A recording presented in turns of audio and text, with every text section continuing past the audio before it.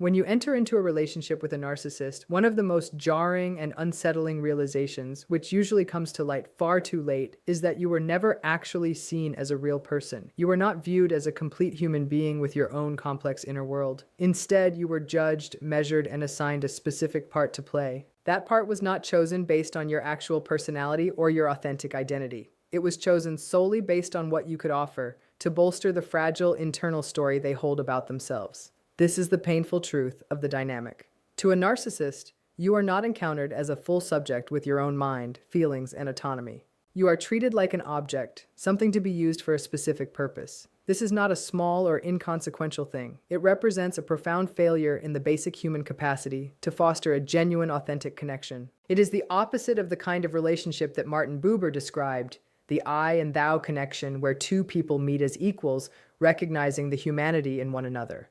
A narcissist simply lacks the ability to do this. Their entire psychological framework is built around defense rather than true connection. They interact with other people primarily as tools for their own emotional survival. In their internal processing, you are not a person with your own distinct dreams and feelings. You are a mirror designed to reflect back the exact image they need to believe about themselves. You are a mirror intended to reinforce their grand sense of self-importance, or perhaps their belief that they are inherently superior to others, or in some instances their firm belief that they are a constant blameless victim. You exist to admire them, to shoulder the blame for them, to follow their every demand, and most importantly, to never threaten the idealized picture they are desperately struggling to keep alive. This carefully constructed image is everything to them. A narcissist is not just selfish in the typical ways people occasionally are. They are in a constant state of fighting off an internal collapse. Their sense of self is incredibly thin and unstable. It does not have the deep, strong foundation that genuine confidence is built upon. It is not supported by honesty, responsibility, or real self-awareness. Because of this, they are entirely dependent on other people to keep their self-esteem from evaporating. And that is exactly where you enter the story. You were assigned a role. The caregiver, the constant admirer, the one who absorbs all the blame, the one who carries the emotional weight, the one who smooths over every rough edge, the one who forgives far too much. These are roles, not relationships. And the moment you start stepping outside of that assigned script, the moment you begin to set boundaries, speak your needs, or evolve in a direction they cannot control, the dynamic shifts. The narcissist does not try to understand your growth or adjust their behavior. They simply switch their strategy. They may begin to devalue you, or they may discard you entirely. But no matter what they choose, it all originates from the same internal machinery. You no longer serve the purpose of supporting the illusion they are trying to maintain. This is the core of the issue. Your worth to them is entirely dependent on how well you fit into their inner script. You see this pattern repeating everywhere. It happens in romantic relationships where the moment you stop accepting unfair or abusive behavior, you are suddenly labeled as being too much or too difficult to handle. It happens in families where a child who begins to question the narcissistic parent's version of events suddenly becomes the target of intense blame or is pushed away. It happens in workplaces where a highly capable employee who threatens a narcissistic boss ends up being undermined, lied about, or systematically pushed out of the organization. This is not normal conflict between two people. This is psychological objectification. You are never allowed to exist as your own person outside of the narcissist's specific frame. Many people ask whether a narcissist actually knows what they are doing. The answer is complicated. On a surface level, they might not fully realize the extent of it. But deep down, yes, they understand enough to know that they consistently take more than they give. They know, even if they refuse to ever admit it, that they treat other people as tools rather than as equals. And this is where the coldness starts to settle in. You could give them everything, your love, your time, your unwavering empathy, and they would still view you as replaceable because what they are actually connecting to is not you. It is what you bring to them. Praise, approval, obedience, and emotional support. If you stop providing those things, your humanity becomes an inconvenience to them. And perhaps most confusingly, they will often turn around and accuse you of being the one who is selfish or distant. That is pure projection. What they truly believe deep down is that they are entitled to your devotion no matter how they treat you. That belief is hardwired into the relationship from the very beginning. When you finally stop giving what they expect, when you finally start to see the manipulation for what it is and begin to pull away, they feel betrayed. They do not feel this way because they care about you as a human being, but because you have stopped supporting the story they created for themselves. You changed the script they needed you to follow. And in their world, they are the only ones allowed to do that. This is why people often say that a narcissist never truly loved you. It is not just a harsh saying. It is a painful truth. They did not love you. They loved what you did for them. They were not connecting with your heart, your hopes, or your internal life. They were connecting with their own desperate need to be admired, obeyed, and kept in total control. The saddest part is that you may have spent months or even years believing that your own worth depended on how well you played the role they assigned to you. But that was not love. It was a one-sided exchange carefully disguised as intimacy. What makes these narcissistic relationships even more confusing is this. The very traits that drew the narcissist to you in the beginning are often the same traits they later punish you for. Your strength, your emotional awareness, your independence, and your genuine kindness. These qualities pull them in, but not because they want to honor or cherish them. They want to own them. You represent something they do not possess within themselves, and in their distorted worldview, anything they lack must either be controlled or completely destroyed. There is no middle ground. In the early stages, they idealize you.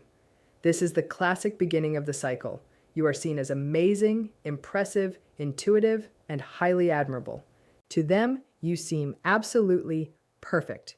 But this admiration does not come from a place of understanding who you really are. It comes from projection. They are looking at a fantasy version of you that perfectly fits their needs. As long as you do not disturb this fantasy, everything seems to be going smoothly.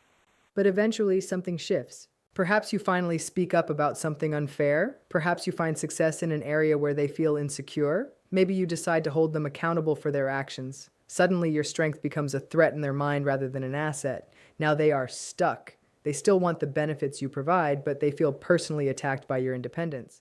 So they begin the process of slowly tearing you down. At first, it is subtle sarcasm, little insults hidden inside of jokes, or faint hints of disapproval and coldness. Later, it becomes much sharper. They start using gaslighting, emotional manipulation, and direct punishment. They do this because deep inside, they know they cannot match your level of emotional depth or resilience. Instead of being inspired by you to grow, they feel small in your presence, and instead of ever admitting that, they blame you entirely. They tell you that you are too emotional, too demanding, too strong, too sensitive, or just too much. But in reality, your presence simply exposes the deep-seated weaknesses they are trying so hard to hide, and that is something they cannot tolerate. To understand this fully, we have to look much deeper. Real strength is not about control or dominance. Real strength is about having integrity. It is the ability to hold yourself steady without having to pretend to be someone you are not. It is the capacity to face the truth instead of hiding from it. When you bring this kind of genuine strength into a relationship with a narcissist, you are not just threatening their pride. You are threatening the entire architecture of their inner world. Their world is built on falsehood, self-deception, manipulation, and constant image management. Your clarity disturbs that entire system. Your empathy makes it significantly harder for them to hide behind their masks. Your insight makes their behavior visible for what it really is. Empathy is especially threatening to them. True empathy notices contradictions. True empathy asks honest questions. True empathy sees when something is off. This kind of raw, honest awareness is absolutely unbearable for someone who survives by constantly pretending. So instead of allowing themselves to be seen, they attack. They twist your words to serve their narrative. They flip the story to make themselves look like the hero or the victim. They make you feel guilty for simply noticing the truth. It is not that they are unable to see your strength. They absolutely can. They just cannot allow you to keep it unless they are the ones controlling it. And if they cannot control it, they would much rather weaken it until it is gone. This is why so many survivors of these relationships feel so completely confused, drained, or broken. Your strength was not just ignored or overlooked. It was actively used as a weapon against you. You were consistently made to feel like you were doing something wrong simply for being a whole person. This situation is deeply tragic because the narcissist ends up destroying the very thing that originally drew them in. They ruin the connection that might have actually helped them grow. They do not do this because they are monsters, but because they are emotionally unequipped to handle a real human dynamic. They simply do not know how to be close to someone who does not revolve entirely around them. And so your strength eventually becomes the justification they use for their harmful behavior. They hate it because it reminds them of what they cannot face inside of themselves. It reminds them of the emptiness, the deep-seated insecurity, and the terrifying fear of being ordinary. So what does this ultimately mean for you, the person who has been caught in the middle of this strange and painful cycle? It means you must learn the difference between being truly valued and being used. You must stop confusing admiration with love, especially when that admiration is only there to control you. Most importantly, you must finally understand that your strength was never the problem. Your strength is simply the specific thing the narcissist could never bend or mold to fit their own internal fantasy. Your strength is a constant threat to their fragile illusion, and it always will be. You can finally stop carrying the weight of the responsibility for their discomfort. You can finally stop twisting yourself into smaller and smaller shapes just to protect their fragile ego. You can stop apologizing for feelings that were entirely real and for reactions that were completely human. You can stop trying to act as a shield for someone who never actually intended to protect you in return. This is the major turning point that many people reach only after a very long and painful struggle. It is the moment when you finally recognize that your suffering was never the actual problem. The problem was the toxic environment that demanded you stay silent about your pain. Once you see this truth clearly, the entire dynamic of the relationship begins to unravel. You start noticing how many times you held yourself back or hid your true self just to make them feel secure. You remember all the moments when you softened your truth, not because what you said was wrong, but because you were terrified of the explosion that you knew would come if you dared to speak honestly. You see how you twisted yourself into someone you no longer recognize, not out of genuine love, but out of a desperate need for survival. And as this understanding starts to settle into your mind, something inside you begins to rise slowly but steadily, like a deep truth you can no longer suppress. You begin the process of reclaiming pieces of yourself that you did not even realize you had given away. The sound of your own thoughts becomes clearer and more distinct. The heavy weight that has been sitting on your chest for so long begins to lift. The confusion that once wrapped itself around your emotions like a thick fog starts to break apart and fade away. And in that new clarity, you finally understand that the narcissist's reactions were never accurate reflections of your worth. They were merely reflections of their own fear, their insatiable hunger for control, and their internal emptiness that always needed to consume something from someone else just to feel temporarily full. This is the part that hurts the most at first because it forces you to confront the harsh fact that no amount of love, patience, effort, sacrifice, or loyalty on your part could have ever changed the outcome. This was not because you were lacking in any way, but because they were completely incapable. They were simply unable to meet you where you stood. They were unable to see you as an equal partner. They were unable to care about your feelings without immediately interpreting them as personal threats. And they were unable to truly value your heart without wanting to own and dominate it entirely. But this difficult truth is also what finally sets you free. When you understand that the narcissist envy, their cruelty, and their endless emotional games were all rooted in their own internal emptiness, you stop trying to fix what was never yours to repair in the first place. You stop trying to prove your value to someone who is always determined not to see it. You stop giving endless explanations to someone who only ever twisted your words against you. You stop hoping for genuine empathy from someone who only ever weaponized your openness and vulnerability. Slowly, your energy begins to return. Your inner voice grows louder and more confident. The world around you starts to look a little brighter and more hopeful. This is not because everything in your life magically becomes perfect overnight, but because the thick fog created by their constant chaos finally begins to clear. You start remembering what genuine peace feels like. You start remembering what real joy feels like without the suffocating weight of someone else's judgment constantly pressing down on it. You start feeling your own inner strength again. It is the same strength that was always inside you, but it was buried deep under their noise and their demands. And the more you step into this new space of self-discovery, the more you realize something incredibly important. Their envy was never about you being too much or doing too much. It was entirely about them being too little. It was about their total inability to create or sustain the emotional depth that you carry naturally. It was about their deep-seated frustration with the fact that you could feel things deeply, love honestly, and connect with others without having to pretend. These qualities confused them, threatened them, and angered them because they could never truly imitate them. And rather than learning from you or growing as a person, they chose to punish you for having the very things they lacked.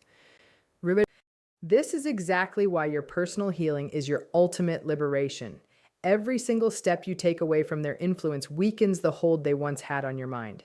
Every moment of clarity you experience breaks another thread of the old story they trapped you in. Every breath you take without living in fear restores a part of you that they tried to dim. And with time, you begin to see that your emotional depth was never a burden or a flaw. It was never a sign of weakness. It was the very thing that made you powerful. It is your ability to care, to feel, to reflect, to grow, and to rebuild yourself even after being shattered. These are strengths they could never possess. These are beautiful qualities they tried to tear down simply because they exposed their own hollowness.